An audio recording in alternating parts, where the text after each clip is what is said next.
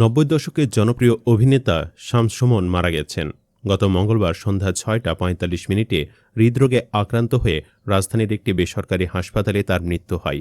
মৃত্যুকালে তার বয়স হয়েছিল ৬১ বছর। তিনি স্ত্রী, ২ ছেলে ও ১ মেয়ে রেখে গেছেন। তার মৃত্যুর খবরে সোশ্যাল মিডিয়ায় শোকের ছায়া নেমে এসেছে। নানানজনে নানানভাবে তাকে নিয়ে স্মৃতিচারণ করছেন। ব্যক্তিজীবনে তিনি অমায়িক মানুষ ছিলেন বলে জানা যাচ্ছে। তার জানাজা অনুষ্ঠিত হয়েছে বুধবার সকাল ১০টায়। ৯০ দশকের টেলিভিশন নাটক মানেই ছিল এক স্বচ্ছ সুন্দর শিল্পমাধ্যম। সেই সময় আমরা পেয়েছিলাম শামস সুমনকে, যার কণ্ঠের মাধুর্য, সংলাপ বলার সূক্ষ্মতা এবং পর্দার উপস্থিতি এক ধরনের নৈতিক ও নান্দনিক মানে নিঃসহায়তারিত। একসময় তার উপস্থিতি মানে ছিল নাটকের মান এবং ভাষার পূর্ণতা। আমার অনেক প্রিয় অভিনেতা ছিলেন শামস সুমন। তিনি ছিলেন তার অগ্রজ আলী যাকের, আসাদুজ্জামান নূর, গোলাম মোস্তফা, হাসান ইমাম, হুমায়ুন ফরিদি, খালিদ খানদের মতো প্রতিভাবান শিল্পীদের লিগেছি বহন করার শেষ সৈনিক, যারা শুধু অভিনয়ই নয়, নাটকের ভাষা, সংলাপের সৌন্দর্য এবং সাংস্কৃতিক মানকেও সংরক্ষণ করতেন। কিন্তু ধীরে ধীরে সেই মান হারাতে শুরু করল। তাদের দর্শকদেরও টিভি নাটক দেখার আগ্রহ নষ্ট হয়ে গেল। নাটক আর কেবল গল্প বলার মাধ্যম না, এটা সাংস্কৃতিক ও ভাষাগত দায়িত্ব, যা আজ স্পষ্টভাবে উপেক্ষিত। শামস সুমনের অনুপস্থিতি তখন আরও গভীর হয়ে দাঁড়াল। কালের কণ্ঠে দেওয়া এক সাক্ষাৎকারে তিনি বলেছিলেন, আমাকে কেউ ডাকে না, তাই অভিনয় তেমন করা হয় না।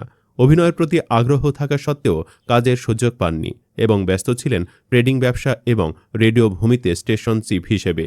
আমরা একজন প্রিয় অভিনেতাকে হারাইনি, শুধু আমরা হারিয়েছি নাটকের ভাষার শুদ্ধতা, চরিত্রের গভীরতা এবং সাংস্কৃতিক নৈতিকতার এক পুরো ধারাকেই। ৯০ দশকের জনপ্রিয় এই অভিনেতা দীর্ঘ সময় ধরে একটি বেসরকারি রেডিওতে চাকরি করতেন। ২০১৬ সালের পর থেকে অভিনয় অনিয়মিত হয়ে পড়েন। টেলিভিশন নাটকে অহংকার, অনুরাগ, যদি ভালোবাসো, এই তো আমাদের বাড়ি, রাতের অতিথি, অতন্ত্র প্রহর, খোঁজসহ অসংখ্য জনপ্রিয় নাটকে অভিনয় করেছেন শামস সুমন। তৎকালীন জনপ্রিয় টেলিভিশন চ্যানেল ২১ টিভিতে আফসানা মিমি পরিচালিত ধারাবাহিক নাটক বন্ধনে অভিনয় করে দর্শকপ্রিয়তা পান তিনি।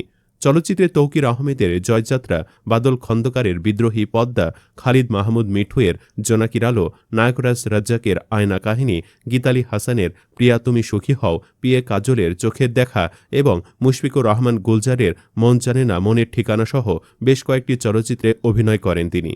সর্বশেষ মিশন এক্সট্রিম ছবিতে একটি ছোট চরিত্রে তাকে দেখা যায়। শহীদুল ইসলাম খোকন পরিচালিত স্বপ্নপূরণ সিনেমায় অভিনয়ের জন্য পার্শ্ব চরিত্রে শ্রেষ্ঠ অভিনেতা হিসেবে জাতীয় চলচ্চিত্র পুরস্কার পান শামস সুমন। দীর্ঘদিন ধরেই অসুস্থ ছিলেন এই অভিনেতা।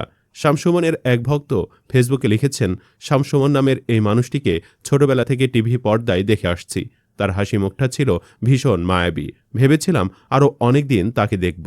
বিদায় প্রিয় অভিনেতা, শান্তিতে থাকুন। আরেকজন লিখেছেন, শামস সুমনের মতো একজন প্রকৃত অভিনেতার শূন্যতা পূরণ করা কঠিন। তার সরল অভিনয় এবং ব্যক্তি জীবনের অমায়িকতা তাকে সবার প্রিয় করে তুলেছিল। আপনার আত্মার মাগফিরাত কামনা করি। আরও অনেকে বলছেন, বিশ্বাস করতে পারছি না যে শামস সুমন আর নেই। বন্ধন নাটকে তার অভিনয় দেখে মুগ্ধ হয়েছিলাম। কত সুন্দর একটা মানুষ ছিলেন। শুধু একজন অভিনেতা নন, তিনি ছিলেন একজন ভালো মানুষ। তার বিনয় ও ভদ্রতা ছিল চোখে পড়ার মতো। তার অনুপস্থিতি সত্যিই অনুভব করব। আল্লাহ তাকে জান্নাতুল ফেরদৌস নসিব করুন। আমিন।